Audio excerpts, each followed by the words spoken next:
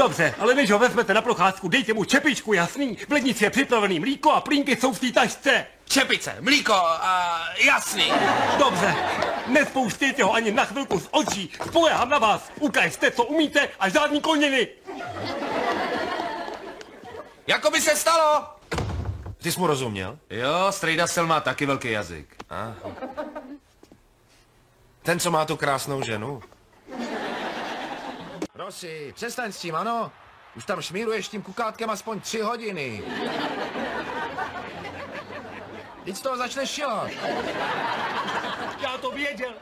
Věděl jsem to, vždycky jsem věděl, že se jí líbí. Jo? Tvrdila by, že ne, ale vidíš, právě jsme se rozešli a první, co udělá? Právě jste se nerozešli, pokud vím. Ale jsou to asi tak 3 týdny. S někým se vyspal 3 hodiny po tom, co jsi smyslel, že jste se rozešli. I kulky opouští hlavem pomalej. Tady jsou. Tady.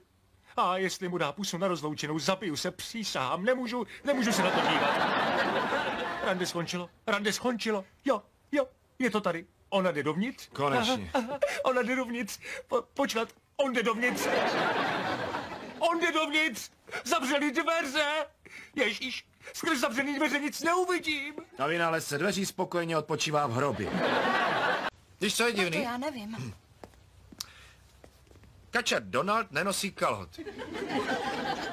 Ale když vyjde ze sprchy, pokaždý má ruční kolem pasu. Oh my God. Chci vědět, jaký to má smysl. Nevím, co mám dělat. Co budu dělat? To je prostě, je to jako zlej sen, opravdu. Jo, já vím, to musí být těžký. Ach ne, 2 ženský mě milujou.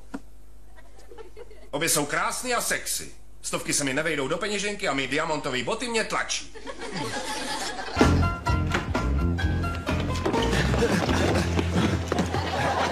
Dobrý den, my jsme tady ti dva, co přišli, volali Kde je, kvůli víte tomu o něm dítěti něco? v autobuse, Je tady? Je tady. Jeden z vás je zřejmě jeho táta. To jsem já. Totiž víte, oba dva jsme jeho táta.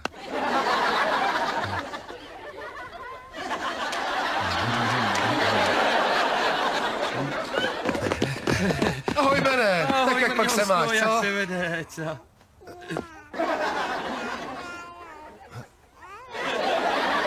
Doufám, že víš, který dítě je naše. No, tenhle má na tričku kačery a tenhle ten má klauny. A Ben měl teda rozhodně kačery. No sláva! Nebo klauny. Podívej, tohle je určitě Ben. Vzpomínám si, že měl u pusy mateřský znamínko. Jo? Jasně. Ahoj, Bene, pamatuješ si na mě? Bacha, to znamínko odpadlo. Co budeme dělat? Co si teďka počneme? Tak budeme losovat, kačer nebo klaun, ha? Hodláš vybrat dítě losem? Máš snad lepší nápad. Dobře, řekni si, než mi padne. Jo, hlava. Padla hlava. Bezva. Jenže tu hlavu musíme někomu přidělit. No jo, jasně, dobře.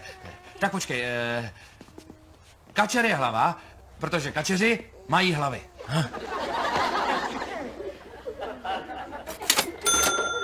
Teda vidím, že zoologie je tvé hobby. Ahoj. Ahoj. Něco jsem ti přines. Otevři to. Jak chceš.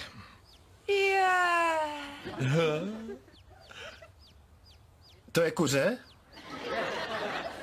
A dost to milý. Pánové, ale víte vůbec něco o kuřatech? O drůbeži? Ne. O ženách? Ne. Tak co, Rossi, jak dopadlo to rande? Vyprávěl jsi o té báječné jízdě, kterou odstartuje každé spláchnutí záchodu? Klidně se směj. Možná totiž nevíš, že mi vzkázala, že by si se mnou vyšla zas. A A vlastně chtěl jsem jí zrovna zavolat. A určitě jí vyřídím vzkaz od svého přítele. Ahoj, Chandlere. ahoj. Nezlob se, že jsem už včera nezašel. Šlo o rande. Joey, když se stane, že se u nás v jednu v noci nestavíš, to nevadí.